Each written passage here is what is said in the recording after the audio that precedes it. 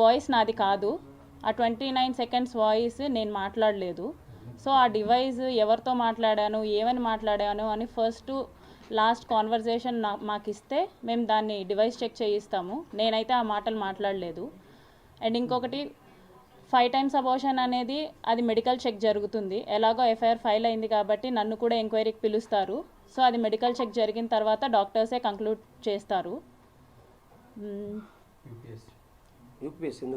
యూపీఎస్సీది అది నాది కాదండి.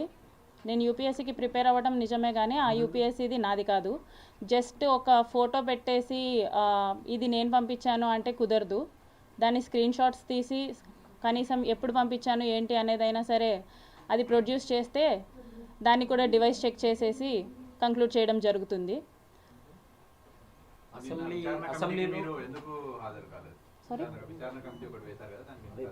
నాకు ఎటువంటి ఇన్ఫర్మేషన్ లేదండి. విచారణ కమిటీకి రమ్మని చెప్పి జనసేన పార్టీ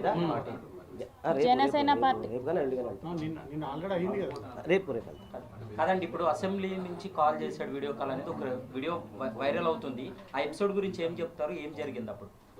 తను అసెంబ్లీకి వెళ్ళిన ప్రతిసారి నాకు వీడియో కాల్ చేసేవాడు. ఒక్క వీడియో కాదు రిలీజ్ అయింది, 3 వీడియోస్ రిలీజ్ అయ్యాయి. సో దాంట్లో మీకు అందరికీ ఒరిజినల్స్ ఉంటాయి కాబట్టి నా డ్రెస్సెస్ కూడా చేంజ్ ఉంటాయి దాంట్లో. సో ప్రతిరోజు చేసేవాడు అసెంబ్లీ నుంచి వాళ్ళని చూపించడానికి వీళ్ళని చూపించడానికి, లంచ్ది ఇట్లా ఉంటుంది అది ఇది అనేసి. అదండి అసెంబ్లీ గురించి.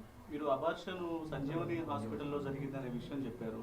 డాక్టర్లు మాత్రం ఇక్కడ అసలు ఎటువంటి అబార్షన్స్ అనేవి జరగలేదు అని వచ్చి జస్ట్ ఒక కిట్ తీసుకుని వెళ్ళారు, కానీ అది పూర్తిగా అవాస్తవం. నేను టాబ్లెట్స్ తీసుకోవడం జరిగింది. సంజీవని హాస్పిటల్ నుంచి నేను టాబ్లెట్స్ తీసుకోవడం జరిగింది విత్ డాక్టర్ కన్సల్టేషన్. డాక్టర్ని కన్సల్ట్ అయ్యి స్కాన్ తీసిన తర్వాతనే నేను టాబ్లెట్స్ తీసుకోవడం జరిగింది సంజీవని హాస్పిటల్ నుంచి. ఆ రిపోర్ట్స్ కూడా నేను సబ్మిట్ చేశాను. నాకు హాస్పిటల్లో అబార్షన్ జరగలేదు. It's a very early stage of pregnancy అనమాట. సో అబార్షన్ కాదు, aborted. I got aborted through tablets. ఇప్పుడు ఈ ఎమ్మెల్యేకు మీకున్న రిలేషన్లో మీరు ఎందుకు ఎమ్మెల్యే వీడియో రికార్డింగ్ చేసుకోవాల్సి వచ్చింది? మంచిగా రిలేషన్ ఉన్నప్పుడు. మంచిగా లేదండి రిలేషన్.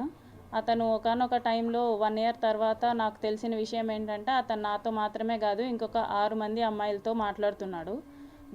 ఆ 6 మంది అమ్మాయిల్ని కలిసే ప్రాసెస్లో అతను చాలా ప్లేసెస్కి వెళ్ళాడు. అవన్నీ నాకు తెలియడం జరిగింది. అప్పుడే చెప్పాను ఎమ్మెల్యే గారికి, ఇది ఇలాగే వదిలేద్దామండి, మీరు కామ్ అయిపోండి, నేను కామ్ అయిపోతాను, ఇట్స్ నైట్ మేర్ లాగా వదిలేద్దాం అనేసి నేను చెప్పాను. కానీ అతను ఒప్పుకోలేదు.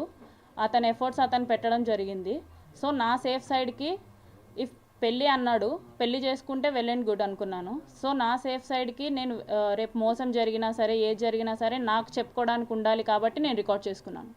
ఈ పెళ్ళి అనే టాపిక్ శ్రీధర్ వాళ్ళ మమ్మీకి ముందే తెలుసా? తెలుసండి, అందరికీ తెలుసు. ముక్కా ఫ్యామిలీకి తెలుసు, అరవా ఫ్యామిలీకి తెలుసు. ఇప్పుడు దే ఆర్ నాట్ విల్లింగ్ అండి. కాదండి, ఇద్దరు పెళ్లి చేసుకోవాలనుకున్నప్పుడు మీ ఇద్దరి మధ్య ఎందుకు క్లాషెస్ వచ్చింది, ఎందుకు గొడవ తలెత్తింది, ఎందుకు విడిపోవాలనుకున్నాడు? దాని కారణాలు ఏమైనా? విడిపోయింది అతనండి. నాకు తెలియదు, ఇప్పటికీ రీజన్ తెలియదు నాకు. నేను అదే అడుగుతున్నాను. ఆల్ ఆఫ్ సడన్గా ఫోన్ స్విచ్ ఆఫ్ చేసేసి మాట్లాడకుండా మానేసింది అతను. దానికి రీజనే నేను అడుగుతున్నాను, అతనే చెప్పాలి.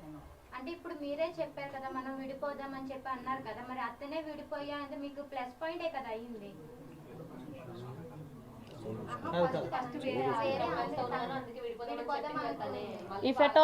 If at all he don't have the intention of marrying me, నా ఫ్యామిలీని టచ్ చేయాల్సిన అవసరం లేదు. వన్స్ ఈ 6 monthsలో అతను చాలా చేశాడు. నేను 1 year తర్వాత ఆ అమ్మాయిల గురించి తెలిసినప్పుడు నేను విడిపోదాం అనుకున్నప్పుడు నా ఫ్యామిలీని ఇన్వాల్వ్ చేయలేదు అతను. సో నా ఫ్యామిలీ జోలికి కూడా రాలేదు. మా హస్బెండ్తో మాట్లాడడం ఎలాంటివి జరగలేదన్నమాట.